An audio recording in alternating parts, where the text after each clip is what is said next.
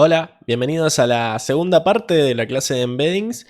En el video anterior estuvimos tratando de entender cómo funcionan los embeddings a alto nivel, cómo es que se usa la semántica distribucional para lograr asignarle sentido, significado a las palabras en base a dónde aparecen en el texto y junto a qué otras palabras aparecen. Y vimos cómo Word2Vec fue el primero en proponer este modelo y después hubieron otros modelos de entrenamiento de embeddings que trataron de ajustar pequeñas cosas que Word2Vec no tenía en cuenta. Bien, en este segundo video vamos a tratar de entrenar efectivamente Word2Vec en español. Bien, con un dataset en español.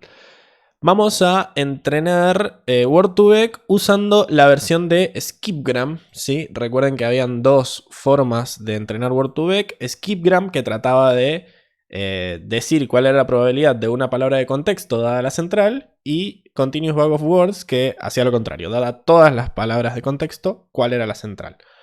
Vamos a usar Skipgram porque se ha demostrado que obtiene mejores resultados para palabras raras, palabras que aparecen pocas veces en el dataset. Y vamos a usar muestreo negativo porque era una de las principales formas de reducir la complejidad de los cálculos que hay que hacer para entrenar esto. Recuerden que el muestreo negativo transformaba un problema de clasificación multiclase en un problema de clasificación binaria, y eso nos excusaba de usar la softmax y reemplazarla por una sigmoidea que es mucho más computacionalmente eficiente.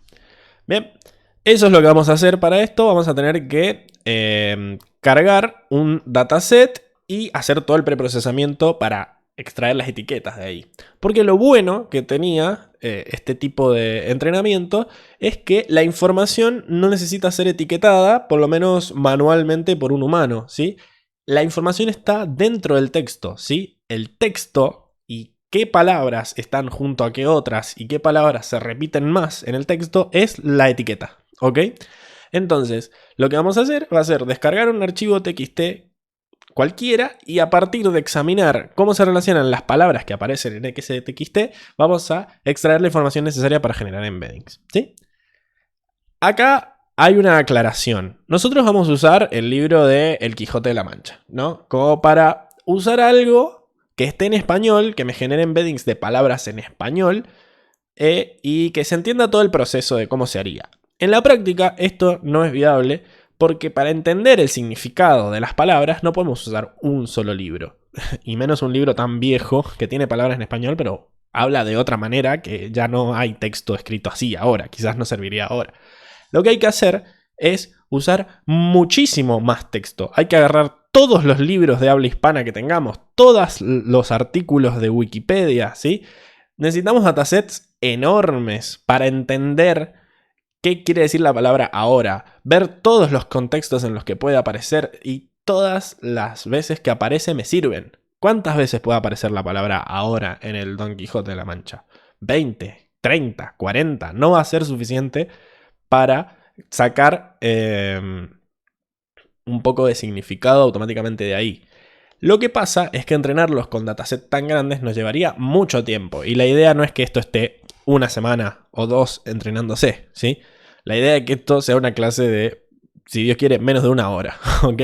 Entonces, vamos a hacer todo este proceso con un TXT relativamente chiquito.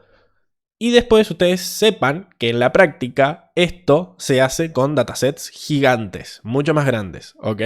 Entonces, sepan comprender que quizás los embeddings que generemos con este dataset en particular no van a ser muy buenos, ¿ok? Pero lo importante es que ustedes entiendan el proceso de entrenamiento y es lo que vamos a hacer en este video. Bien, entonces lo primero que vamos a hacer es descargar una versión del Don Quijote que está acá en gutenberg.org y se llama 2000, no sé por qué, pero bueno, así se llama. Lo vamos a descargar con wget y le vamos a cambiar el nombre dentro de Bash, de Linux, y le vamos a poner Quijote. Bien, si nosotros nos fijamos en acá, ya debería estar el TXT del Quijote. Y si le doy doble clic y corro mi camarita, van a ver... Uy, a ver. la camarita, van a ver que acá está el Quijote. Voy a dejar fija el fondo porque ya lo intenté correr 2 veces. Bien. A ver. Me marea hacer clic sobre el OBS o sobre el notebook. Uy, la volví a cagar. A ver. El abuelo. Ahí está. Bueno, este es el libro. Fíjense que toda una primera parte está en inglés. De decir, este es el proyecto, bla, bla, bla, de Don Quijote. Nada de esto nos interesa. El título, el autor. Porque está en español. Gracias por decirme en inglés que está en español. Pero bueno, todas estas líneas no me sirven, ¿sí? Fíjense que estas primeras 28 líneas no me van a servir. La información viene a partir de acá, que está el título, el nombre del autor, bla, bla, bla. Fíjense que hay muchas líneas en blanco también. Pero bueno, no importa. Lo importante va a ser que vamos a leer ese TXT. Voy a cerrar esto acá y voy a volver a mi lugar habitual arriba a la derecha. Y lo que vamos a hacer para trabajar con ese texto es, bueno, vamos a tener que leer sus datos. Esta función readTxt, como dice su documentación, sus comentarios, carga un archivo en una lista de oraciones. Voy abriendo este archivo y voy leyendo una por una sus líneas. Y lo que voy a hacer es, por cada línea dentro de rotest, voy a separar por este /n, que es el enter, digamos, ¿no? Y las voy a separar usando un split que por defecto lo separa por espacios. O sea que cada línea que fue separada usando los enters, voy a transformarlo en una lista de palabras que voy a separarla con los espacios. Y además agregué este atributo que me dice cuántas líneas tengo que ignorar y va a ignorar las primeras n ignored líneas. Bien, entonces voy a leer usando esta función el Quijote y lo voy a guardar todo lo que me tire en una lista que se va a llamar oraciones Quijote. Y voy a hacer un for acá para mostrar las primeras 10 líneas. Le dije que me ignore las primeras 28 líneas, que son esa introducción en inglés que tiene. Si corremos esto, me devuelven. Estas son las primeras 10 líneas, ¿sí? El ingenioso hidalgo Don Quijote de la Mancha, todo separado. Está tokenizado esto ya, si lo separo así, porque vamos a usar como tokens las palabras. Hay un montón de líneas en blanco, pero que durante el entrenamiento las vamos a ir eliminando. Por ahora no van a ser un problema. Bien, lo que tenemos que hacer es, como ya han hecho con Lucho en clases anteriores, armar un vocab de torch text. Para eso vamos a importar un contador, que era el que se encargaba de contar las veces que aparecía una palabra y ordenar el vocabulario de mayor cantidad de apariciones a menor cantidad. Y eso nos iba a permitir eliminar las palabras con menos frecuencia. Y después vamos a tener que importar la clase vocab de torch text. Bien. Esta función ya la usaron, seguro que Lucho la explicó, pero bueno, vamos a ir contando los tokens y los vamos a ordenar por frecuencia usando la función sorted. Vamos a guardar esas frecuencias con tokens en un diccionario ordenado y vamos a generar un vocabulario con el constructor de la clase vocab, al que le paso ese diccionario con las palabras y sus frecuencias ordenadas.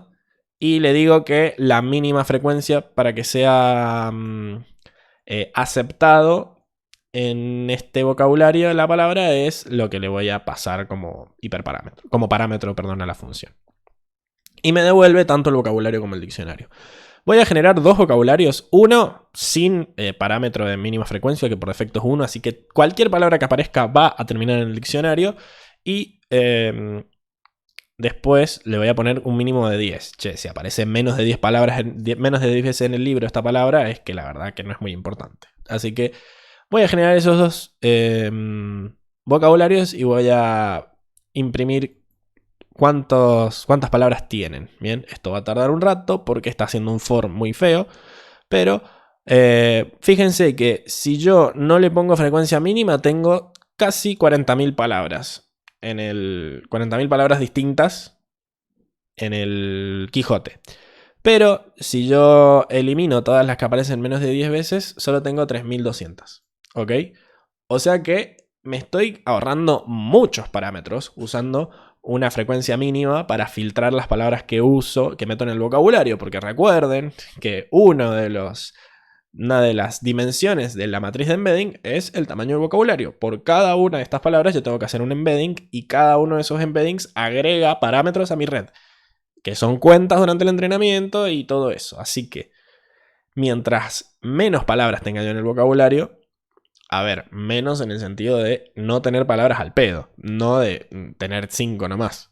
Por eso es que me parece un número razonable que sean palabras que aparecen por lo menos 10 veces en el vocabulario, ¿no? Es decir, como, bueno, che, si aparecen menos de 10 veces es que no tiene sentido aprender un embedding para ellas. Así que bueno, eso es cómo generamos el vocabulario. Es fácil, ¿bien? Ahora, el problema con los datos de texto es que suelen tener palabras de altas frecuencias. Esas palabras que se usan siempre porque la gramática lo exige, pero que pueden realmente tienen una semántica distribucional muy pobre en el sentido de que pueden aparecer con cualquier otra palabra. El, un, en, son palabras que son de relleno, digamos, que no tienen un significado asociado, sino que sirven para modificar el significado de otra palabra central. ¿Bien?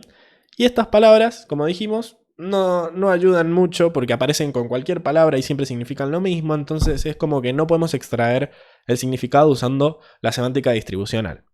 Así que lo que se hace es eliminarlas, pero no eliminarlas el 100% de las veces, sino que se eliminan usando una fórmula especial en base a la frecuencia, que es esta que está acá. ¿Sí?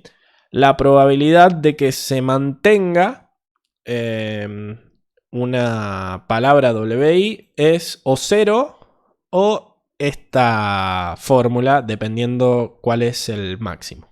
Bien. F, donde esta F de WI es la relación entre la cantidad de palabras WI que hay. Por ejemplo, si calculamos la probabilidad de que él se mantenga, va a tener que ver con cuántos en hay o él hay en total con respecto a la cantidad de palabras del dataset. Bien. Y después hay un hiperparámetro T, que esto puede variar, que es el hiperparámetro de arriba, para ver qué tan agresivo es este subsampling. En el paper de Word2Vec lo dejaron como 10 a la menos 4. Cuestión que mientras más grande sea la palabra, mientras más veces aparezca la palabra, menos probabilidades hay de que la conservemos, porque fíjense que está en el denominador esto. Entonces, si divido por un número muy grande, esto va a ir achicándose con la misma velocidad. Cuestión que fijémonos cuáles son las palabras más frecuentes en el vocabulario. Acá hicimos una función para eso. Y fíjense que la palabra que más aparece en el Quijote es ¿qué? Que aparece 20.000 veces. O sea, fíjense que dudo que cada vez que aparezca en ese dataset contenga siempre las mismas palabras, o sea, siempre tengan las mismas palabras alrededor. Son palabras que son muy versátiles y que encajan con cualquier otra palabra de contexto, así que es como muy difícil adivinar cuál es la palabra que la acompaña. Que, de, y, la, a, el, en, no. Fíjense que son palabras que no tienen mucho significado, sino que son conectores. Así que, y bueno, fíjense que va disminuyendo también drásticamente veamos a ver si ponemos 50 acá. Me picó el bichito de la curiosidad. ¿Cuáles son las primeras 50 palabras? Siguen siendo todos conectores. ¿Ok? Quizás acá aparece un nombre recién, Sancho. Se dice más veces Sancho que Quijote. Increíble.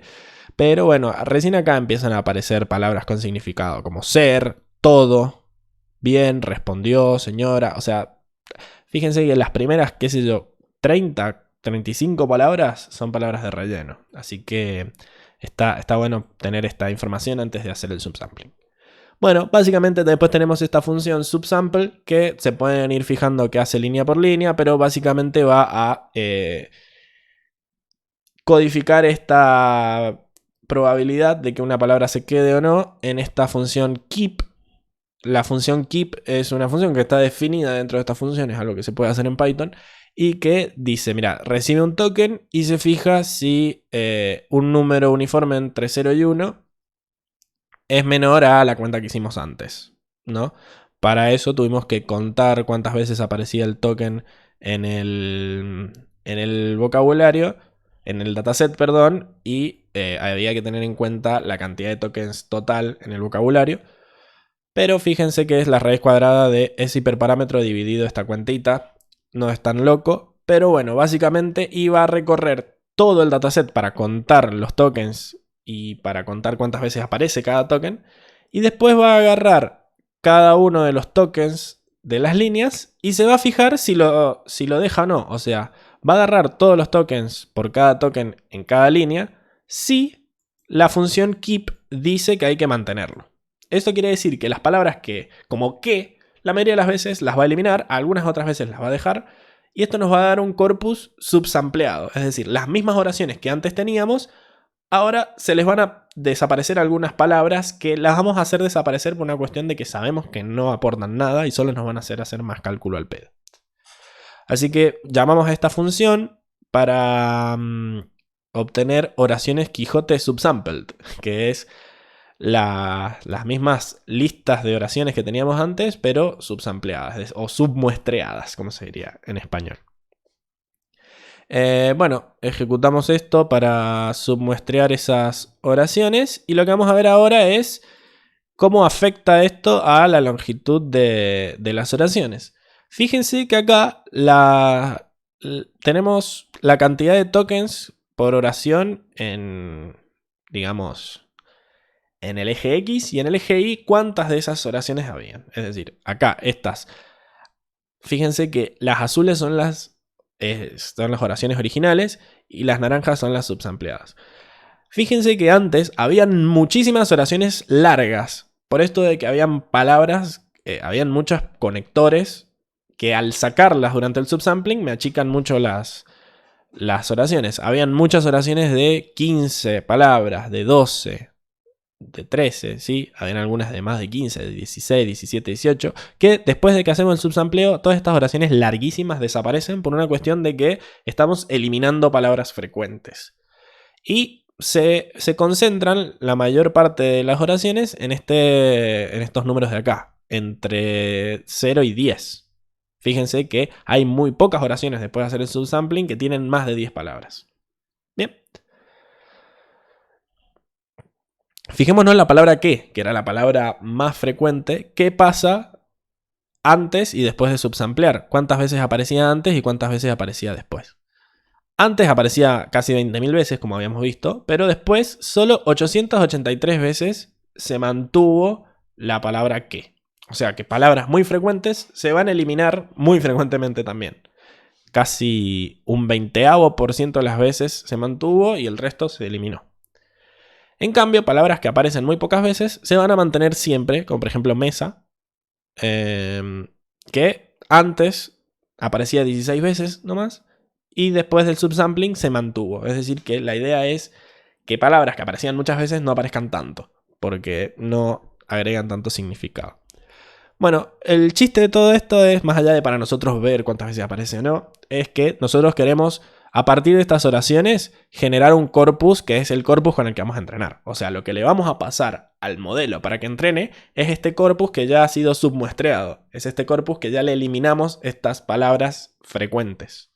Así que vamos a generar este corpus que básicamente, si por cada una de las palabras en las líneas de esta oración Quijote subsampled, que sean distintas de estas líneas vacías, que ya las vamos a sacar directamente. Por cada una de estas oraciones vamos a agarrar todas las palabras X si el vocabulario contiene esa palabra X, si no, no la vamos a poner en el corpus. Y además, lo que vamos a poner no es la palabra en sí, sino que ya directamente vamos a poner su índice en el vocabulario, ¿sí? Si la palabra mesa tiene el índice 3000, en vez de poner mesa ponemos 3000. Y tenemos, en vez de tener una lista de tokens en versión string, tenemos una lista de el índice de esos tokens. Bien. Que recuerden que era lo que recibían las capas embedding. Las capas embedding recibían el índice y te devolvían el embedding actual. Entonces vamos a generar ese corpus y vamos a mostrar las primeras 3 líneas. Fíjense que Las primeras 3 eran el ingenioso hidalgo, Don Quijote de la Mancha. Fíjense que todo eso quedó muy cortito. El de, el la, el, todas esas palabras desaparecieron. Después queda una oración de 2 líneas y una oración de, una oración de 2 palabras y una oración de 3 palabras. O sea, las oraciones han sido muy recortadas para dejar solo lo jugoso. Y en vez de quedarnos con las palabras, nos quedamos solo con con los índices. Bien, recordemos que Skipgram de Word2Vec funcionaba con palabras centrales y palabras de contexto. Y esas palabras se obtenían haciendo que una ventana deslizante fuera moviéndose a través de los textos, diciendo, bueno, la palabra que está junto en el medio es la central y la palabra de los costados es la de contexto. Vamos a tener que implementar una función que haga eso, ¿sí? Esta función getCenterAndContext hace exactamente eso. Le tenés que pasar el corpus de donde tiene que sacar las palabras y el tamaño de ventana.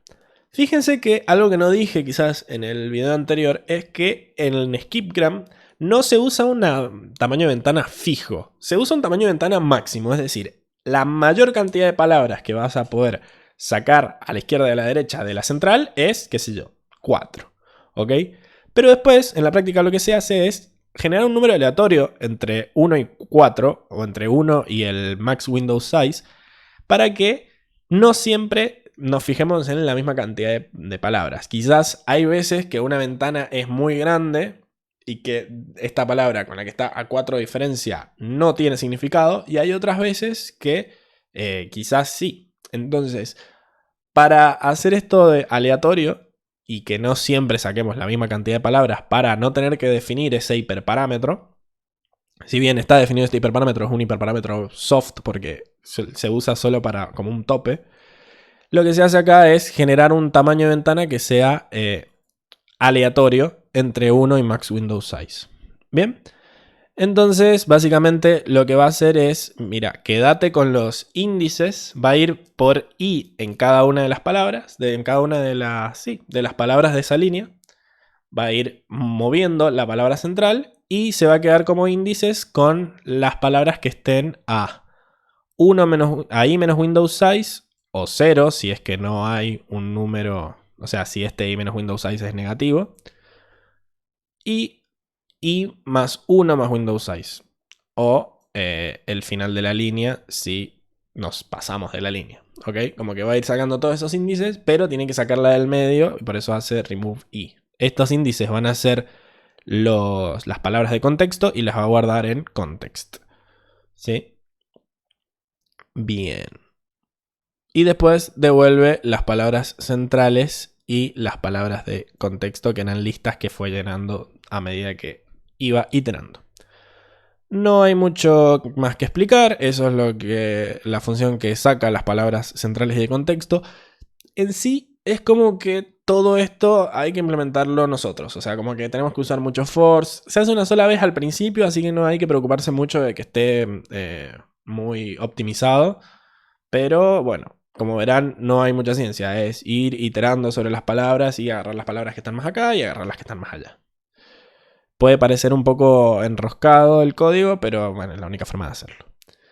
Bien, veamos cómo funciona esto con un dataset pequeñito con números del 1 al 7 y del 7 al 10. Este es el dataset original y fíjense cómo voy a ir obteniendo, digamos, los distintos centros que van desde 0 hasta 9. Todas las palabras actuaron como centro. Y fíjense esto que les decía de que, bueno, lo hicimos con un tamaño de ventana máximo 2. O sea que el tamaño de ventana puede ser o 1, o 2, o incluso... no, o es 1 o 2, no puede ser 0. Lo que pasa es que hay veces que, bueno, cuando es 2 nos devuelve 4 palabras de contexto. A veces, porque fíjense acá que el 5 solo tiene una palabra a la derecha, que es el 6, y una palabra a la izquierda, que es el 4. Pero el 6, que es la última palabra de su frase, porque la primera frase iba del 0 hasta el 6, porque era un range 7, le debe haber tocado 1 de tamaño de ventana, pero a la derecha no tiene nada. Entonces la única palabra de contexto que encontró es la de la izquierda. ¿Sí? Es como aleatorio. Eso. Y que depende tanto de si tenés palabras a la derecha, a la izquierda o no. Y además del tamaño de ventana que te toque. Así funciona la función que programamos arriba. Bien. Skipgram en su... Word2Vec en su paper original usaba un tamaño de ventana 5, un tamaño de ventana máximo, ¿sí? Así que vamos a sacar del corpus, ahora que ya sabemos cómo funciona, todas las palabras centrales y de contexto con un tamaño de ventana máximo 5. Y lo vamos a guardar en all centers y all context. Bien, esto estuvo ahí. Y ya tenemos pares de centro contexto. Tenemos 302.000 ejemplos en nuestro dataset. Bien, de esta palabra va con esta y con esta y así. Bien, ya tenemos el tema de la palabra central y de contexto, pero recordemos que vamos a usar muestreo negativo. Así que vamos a tener que ver esto de que sacar palabras aleatorias del vocabulario y ponerle una etiqueta negativa. Acá hubo que generar una clase que se llame Random Generator que reciba un peso, ¿ok? Porque acá usaban pesos que eran la probabilidad de que una palabra fuera elegida. No es que elegían palabras al azar de manera uniforme, sino que cada palabra tenía una probabilidad de ser elegida en base a qué tan frecuente era. O sea, lo que dijeron es, bueno, palabras más frecuentes deberían aparecer más veces como palabras negativas porque tienen más probabilidad de estar cerca. Entonces, cuando no aparecen, quiero que aparezca varias veces cuando no aparece. Así como aparece varias veces como positiva, tiene que aparecer una cantidad proporcional de veces como negativa. Entonces, bueno, básicamente esta clase de Random Generator recibe un sampling weights para todo el diccionario, el vocabulario. Sí, es lo mismo. O sea, le pasa un vocabulario de 3.500 palabras y le tenés que pasar 3.500 pesos asociados, que es la probabilidad de que cada una de esas palabras tiene para salir sorteada. Bien. Bueno, acá Word2Vec establece el peso este de salir sorteado como la frecuencia relativa en el dataset elevado a la potencia de 0,75. Bien. Un detalle. Cuestión que para obtener las negativas vamos a obtener los pesos estos de muestreo, como acabamos de decir, la cantidad de veces que el token apareció elevado a la 0,75 y vamos a pasarle esos pesos al Random Generator y me va a devolver todos los negativos. A ver, tenemos el generador acá y la lista que contiene los negativos, que por ahora está vacía. Pero vamos a ir iterando sobre los contextos y vamos a sacar algo que también quizás no quedó claro, es que por cada ejemplo positivo hay que sacar K ejemplos negativos. Es un hiperparámetro K. Y en el paper de Word2Vec usaban 5. Es decir, por cada par central contexto que hay, que es un ejemplo positivo, van a haber 5 negativos. Es decir, esta palabra en este caso apareció con esta y no apareció con ninguna de estas 5. Bien. Entonces lo que vamos a hacer es que vamos a generar números de esa cantidad, digamos, de len context por K. Vamos a hacer draw, que es el método que generaba el número, y nos vamos a fijar si justo la palabra que salió no está en el contexto. O sea, tenemos que tener mucha mala suerte, pero puede pasar. Entonces hay que asegurarnos de que la palabra que salió sorteada no sea una de las que está en la ventana de contexto. Y las guardamos y devolvemos todas las negativas. Así que ahora lo vamos a hacer con le vamos a pasar all context, que contenía todas las palabras de contexto en nuestro corpus. Y le vamos a poner el contador, el vocabulario, y le vamos a decir que queremos 5 como hiperparámetro K. ¿Qué pasó acá? Ah, que no corrí la clase arriba. Bien. Y vamos a sacar todas las negativas. Esto puede llevar un tiempo, pero ya está. Fíjense que, bueno, por ejemplo, el ejemplo 500 de nuestro dataset, vamos a tener los centros, el contexto y las negativas, ¿sí?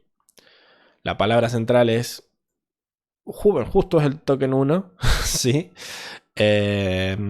Después tenemos ese token, en esa palabra justo tiene estos 3 como palabras de contexto, y como pusimos 5, deberían haber 15 palabras negativas, 5 por cada una de estas. Bien. Bueno. Ahora lo que tenemos que hacer es este quilombo de armar los minilotes, porque es muy bonito que tu ventana no sea fija, pero eso trae de vuelta el problema que teníamos con el análisis de sentimiento en los ejercicios anteriores, que las frases no tienen la misma longitud. Y ahora que nosotros estamos usando tamaño de ventana variables, no vamos a tener las mismas longitudes. Bien, las mismas longitudes de contextos y negativas. Puede ser que tengas 3 y 15 negativas, o puede ser 3 de contexto y 15 negativas, o puede ser que tengas 5 de contexto y 25 negativas. Entonces vamos a tener que usar relleno como usábamos en el entrenamiento de el análisis de sentimiento. Es decir, en el ejemplo iésimo, que es la palabra central, tenemos NI palabras de contexto y MI palabras negativas.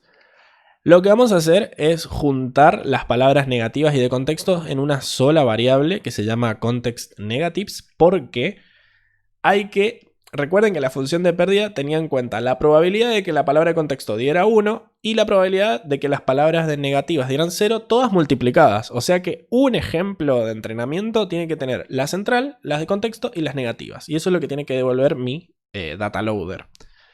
El chiste es que NI más MI no es fijo, por esto de que el tamaño de las ventanas no era fijo. Así que lo que vamos a hacer es, bueno, establecer como la longitud de nuestros ejemplos NI más MI máximo, que en este caso sería 5 de ventana, o sea que podrían ser 10 palabras de contexto si justo está en el medio de una oración larga que tiene 5 a la izquierda y 5 a la derecha.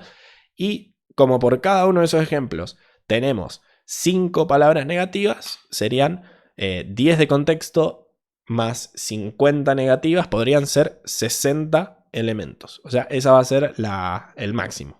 Bien. Y le vamos a tener que poner rellenos si tienen menos. Por ejemplo, justo esta de arriba tiene mucho menos de 60. Tiene 15 más 3, 18. O sea que va a tener 18 elementos que tienen información y el resto son rellenos para alcanzar los 60, que es la longitud. Así que vamos a tener que meter paddings y vamos a tener que meter también una variable extra que sea máscaras, que tenga un 1 en las posiciones en donde hay palabras y un 0 en las posiciones en donde hay rellenos, para evitar que los rellenos influyan en la función de pérdida. Bien, entonces si nosotros de las 60 que teníamos como longitud máxima tenemos 18, las máscaras van a ser 18 unos al principio y 42 ceros al final. Bueno, y todo eso tiene que quedar muy bonito en la función collate batch, que bueno, o collate batch, que básicamente todo data loader tiene una función collate por defecto, que es la que va armando lo que me tiene que devolver cuando hago un get item de mi data loader. Bueno, acá va a estar medio complicado porque me tiene que devolver un montón de cosas, así que la vamos a ir armando acá. Fíjense que, bueno, le pasan un pedazo de datos que va a ser lo que devuelve el dataset nuestro, que debería devolvernos la palabra central, las negativas y de contexto, las máscaras y los labels. Bien. O sea, nosotros ahora tenemos que crear las máscaras y los labels. Lo que me va a devolver el dataset son los centros y las palabras negativas y de contexto. ¿Ok? Entonces, acá, por centro, palabra de contexto y palabras negativas que me devuelva el dataset, lo que voy a hacer es agregar centro a la lista de centros. Voy a calcular esta longitud actual, que sería en nuestro ejemplo arriba de 60 máxima, 18 real. Vamos a poner 18 porque va a ser la suma entre las 3 de contexto y las 15 negativas del ejemplo de arriba. Y lo que voy a hacer es rellenar con ceros, ¿sí? Es decir, context negatives va a ser una variable que va a tener las palabras de contexto, las palabras negativas. Estos son listas, así que al sumar lo que estoy haciendo es concatenarlas. Y después van a haber tantos ceros como diferencia haya entre maxlen y curlen. O sea, esto sería 60 menos 18. Van a haber 42 ceros que los voy a poner así. Y después voy a usar lo mismo para generar las máscaras. Es decir, curlen, que era 18, me va a decir cuántos unos poner. Hay 18 unos. Y el resto de los ceros se va a calcular como de la misma manera que calculamos arriba para saber cuánto relleno poner. Y las etiquetas tienen que ser 1 solo para las palabras de contexto. El resto de los casos va a ser 0. Es decir, las negativas van a tener 0 y los rellenos van a tener 0, pero igual esos ceros van a ser ignorados después porque tienen 0 en la máscara. Entonces, esa es la diferencia. Context negative va a guardar los contextos, que son los ejemplos positivos en donde la etiqueta debería ser 1. Las negativas, que son los ejemplos de palabras aleatorias, en donde la etiqueta debería ser 0. Y después un montón de ceros para rellenar si no estamos en la longitud máxima. Después, las máscaras deberían ser 1, tanto para las contextos como para las negativas, porque son cosas que tengo que tener en cuenta en la función de pérdida, y 0 en los rellenos para que la función de pérdida las ignore. Pero las etiquetas tienen que ser 1 solo para los ejemplos positivos. Y tanto para los rellenos como para las negativas tienen que ser 0. Vuelvo a aclarar que los rellenos no se va a usar porque la máscara me va a decir que esto los ignore. Pero lo importante es que los ceros sean para las palabras negativas y además esto tiene que estar relleno también, así que podemos considerar el 0 de los rellenos como relleno de las etiquetas. Hay que pasar todo esto a tensor para que pueda ser... para que pueda alimentar a la red y me devuelve 4 tensores. O sea que esta función yo se la voy a tener que pasar al dataloader cuando lo crea para que sepa que cada vez que hago un getItem me tiene que devolver 4 listas. Acá hay un ejemplo, ¿no? De cómo va a funcionar con eso. Me va a decir que no está la función porque no ejecuta el de arriba. Y fíjense que centers es un tensor de 2 centros. Fíjense que acá justo era el mismo número, pero bueno. Después me va a devolver el 22, el 33333. Y ahí no hay rellenos porque es la longitud máxima para este ejemplo. En cambio en el de abajo, como es 22233, me va a devolver un 0 como relleno. Bien. Todas las longitudes van a ser 1 y todas... sí, acá no es length, es mask, pero bueno, es un error que quedó acá en el print, no pasa nada. Fíjense que tenemos este 0, que es la máscara diciéndonos, che, el último de este es un relleno, no le des bola. Y acá fíjense que tenemos que tener tantos 1 como ejemplos positivos. Tenemos 2 1 porque habían 2 ejemplos positivos, y acá tenemos 3 unos porque habían 3 ejemplos positivos, ¿sí? Esto no está siguiendo la regla que dije arriba de que haya 5 negativos por cada positivo, pero es para que vean cómo funciona la función. Por si no había quedado claro después de explicarlo 80 veces. Bueno, después de que ya hicimos todas estas partes, básicamente vamos a generar una función que junte todo lo que hicimos, que se llama loadDataQuijote.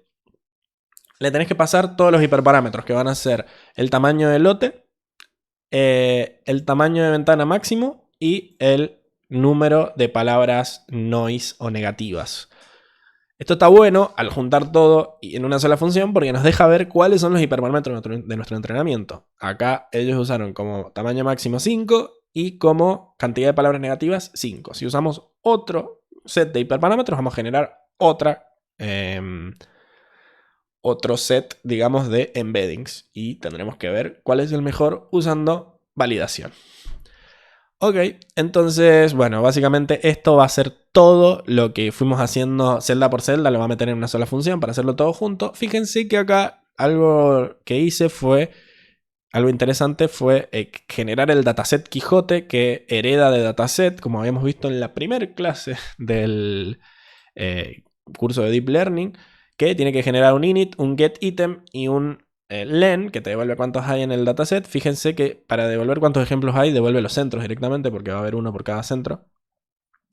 Y para obtener los ítems, me devuelve los centros, los contextos y los negativos, que era lo que recibía la función collate ¿sí? La función collate estaba esperando centros, contextos y negativos en el for.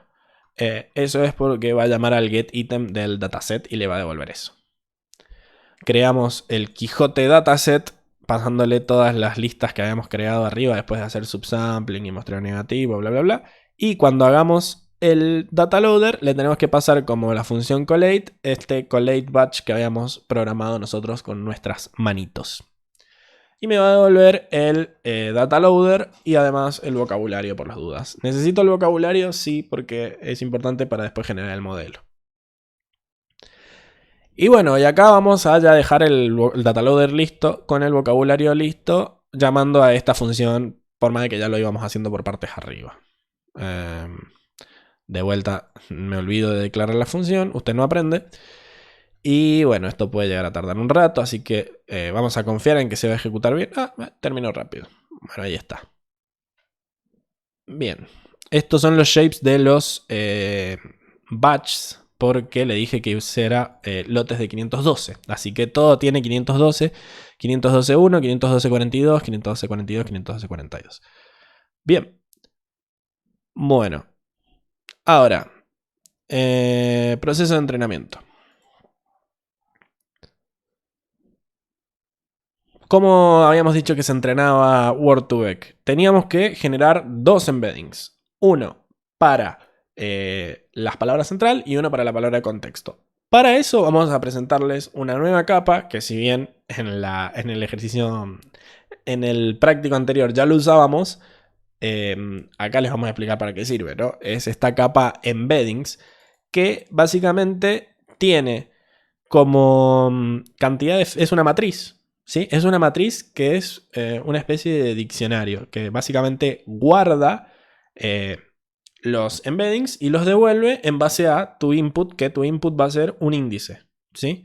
Vos le decís, quiero el embedding del token 38. Entonces, tiene una matriz, le pasas un vector que tenga el vector one hot, ¿no? Le pasas un vector que tenga un 1 en la posición 38 y 0 en todos los otros. Cuando haces la multiplicación te va a devolver un solo vector que sea justo el embedding que querías.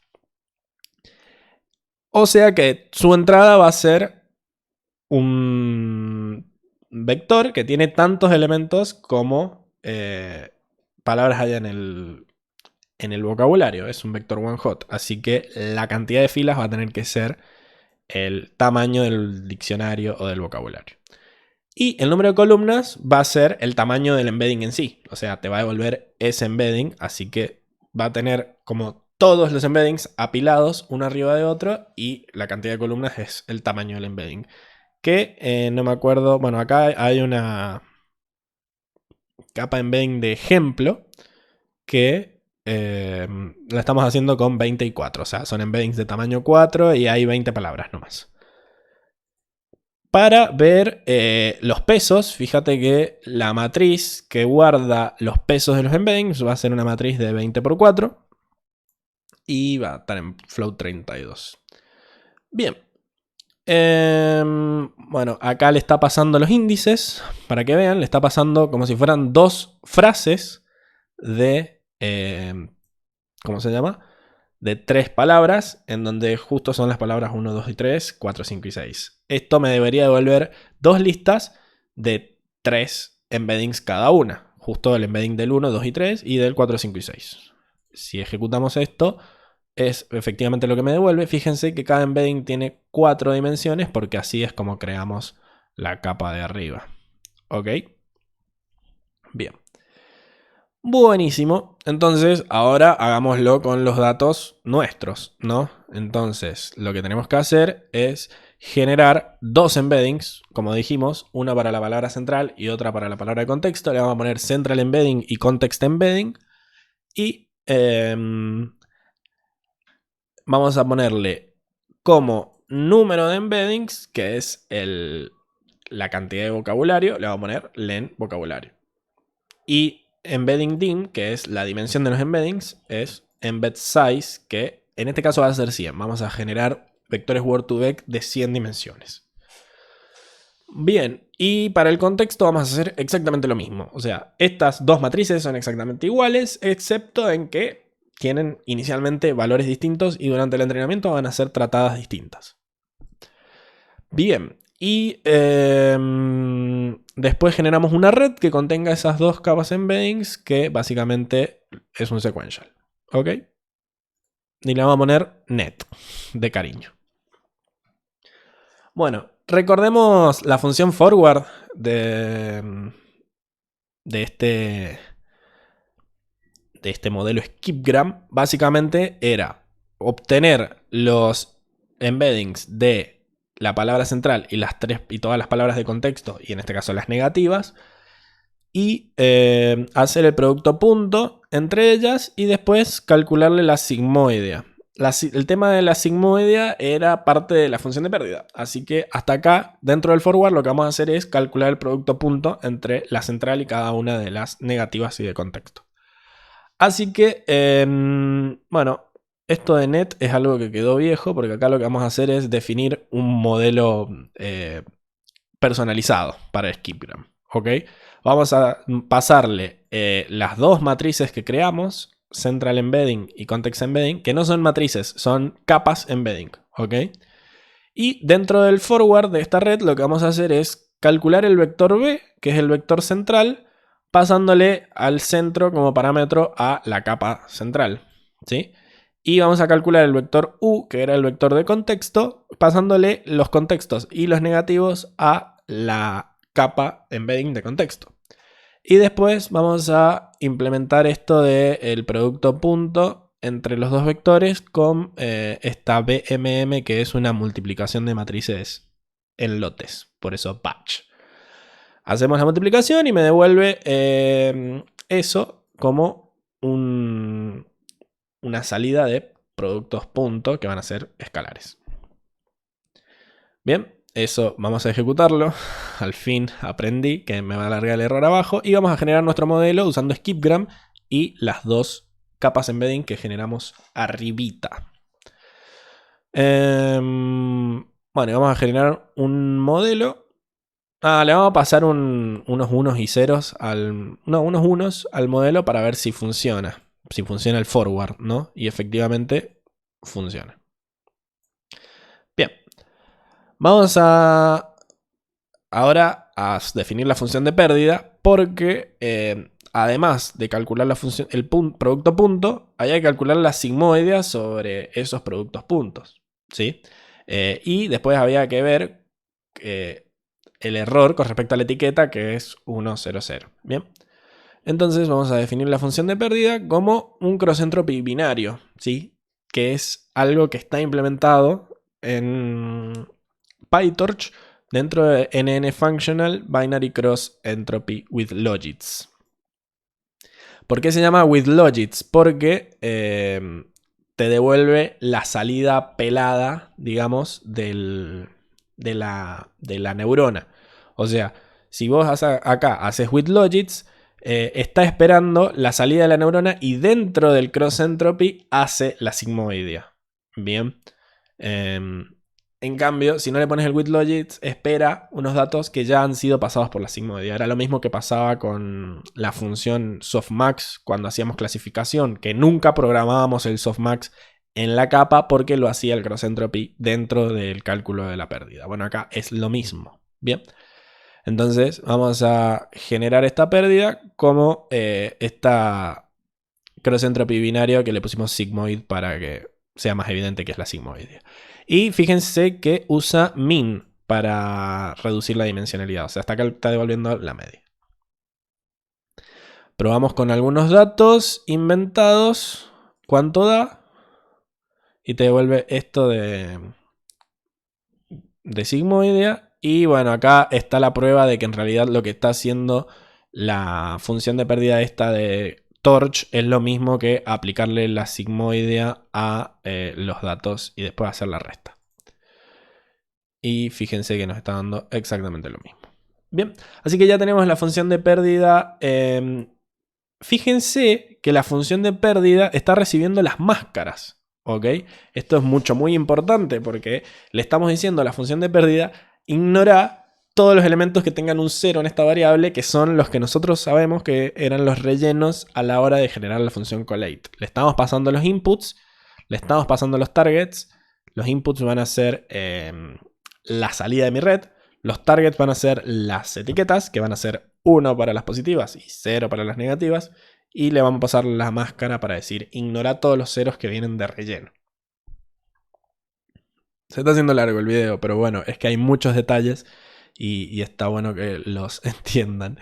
Bueno, acá está el proceso de entrenamiento. No hay mucha cosa loca en el proceso de entrenamiento, solo que hay que saber que las predicciones, bueno, acá esto recibe el modelo net. No es que estamos usando el net sequential, sino que cuando llamamos a entrenar le pasamos el modelo ese que pasamos, que generamos el modelo personalizado.